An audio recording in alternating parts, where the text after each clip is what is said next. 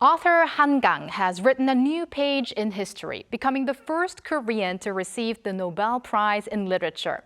Following the K-pop and K-drama craze, K-literature is emerging as the next K-wave. Today, we want to share thoughts on Korean literature, which has been receiving increased recognition around the world. And to do that, we are joined by Professor Hye-won from Kyung University's Arts and Culture Management Program. Welcome, Professor Chie. Hello, Professor. good to see you. So, novelist Han Kang, with her win of the Nobel Prize, has not only become the first Korean to make that achievement, but also she's the first female Asian to receive that award. So tell us a bit about Korean female writers and they being acknowledged globally. Yeah, that's right. It's such an amazing achievement, not only Han Kang herself, but for the entire Asian literature market. Of course, the Korean literature field. And personally, I was so happy to hear that news last week as well. So Han Kang made her debut as a poet in 1993, and her first novel was published in the following year. And she has been written ever since then, and one of the most famous her novels, The Vegetarian, was published in 2007 in Korea, and it has been translated into at least 13 languages, including English, French, Spanish, and Chinese. And the audiences and critics worldwide have acclaimed her novels, and actually that was her first novel, which was translated into English in UK in 2015 and in the US the next year. And she actually, the Vegetarian actually won the 2016 Man Booker International Prize, and which was such an achievement as well. It was like it's 8 years ago. So, but prior to the Vegetarian, Shin Kyung-suk's The Please Look After Mom was globally published when won the 2012 Man Asian Literature Prize for the first time as a Korean writer. And besides them, Kim Eran, Jo Nam-ju, Jung Yumi, Son Won-pyung, and Jung Bo-ra are the other Korean female writers who have been acclaimed worldwide. Many big names Many there, big names. yes. And also, Korean American female writers are also in the spotlight. Like just recently, Juhae Kim, who on the same day as Han Kang's win received the Yasnaya Polyana Literary Award for her debut novel. So what's behind the growing interest in Korean women's literature? It's not easy to answer that question, but Kim Juhae is a Korean American writer, and her novel Beast of a Little Land, 작은 땅의 야수들, well, actually that was published in Korea as well, and she won the Beck Award last week.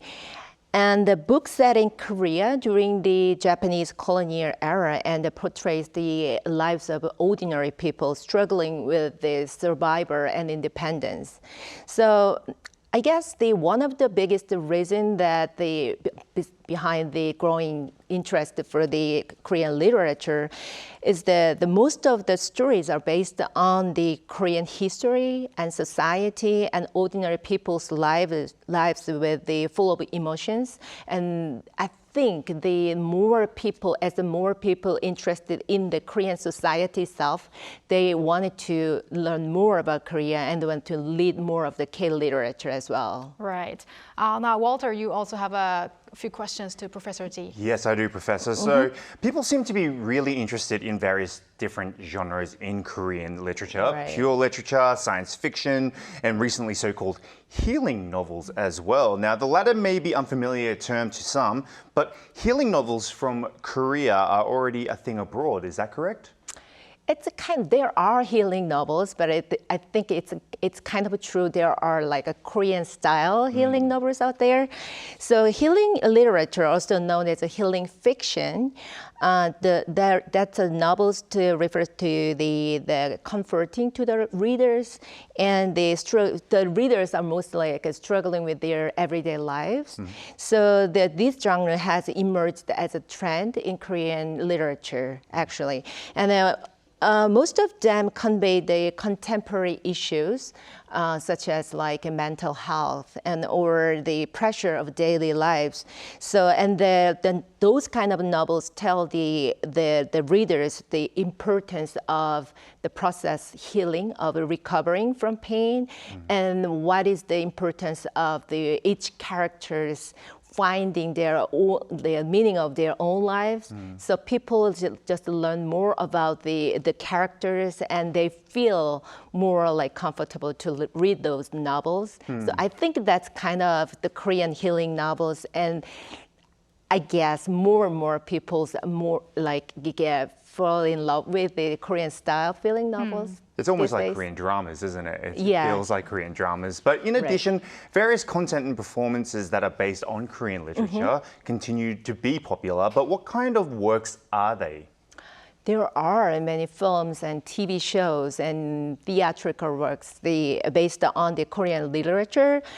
The vegetarian, actually, we just talked, that was transferred into films like 10, 15 years ago. And the Kim Ji-young, born 1982, by Jo Nam-ju, and My Brilliant Life, 두근두근 내 인생 by Kim Hae-ran, Silenced, 도가니, and Monday, Thursday, the 우리들의 행복한 시간 by Gong Ji-young. And more recently, the Love in a Big City by Park Sang-young were adapted into films, and there are many others actually. And for the theatrical works, Please Look After Mom by Shin Kyung-suk and Kim Ji-young, born 1982, were transferred to stage plays. And Almond by Son Won-pyong was adapted into musical theaters. And maybe, as you know, more recently, the famous Pachinko by Korean-American writer Lee Min-jin was recently released on Apple TV. Very familiar names. Professor Chie, very briefly, last but not least, what is your assessment on the future of K-literature? Of course, I believe the K-literature will continue to grow and be more popular in worldwide audiences. So we didn't actually get a chance to talk about the web novels today, but I think there are many existing and emerging artists out there. So I think they are also lead the K-literature market as well. So I really wanted to talk a little bit more about the next time. Oh, probably we'll get to that in the future. Thank you very much, Professor Chie, for your insights today. Thank you, Walter, for your part. Thank you, as always.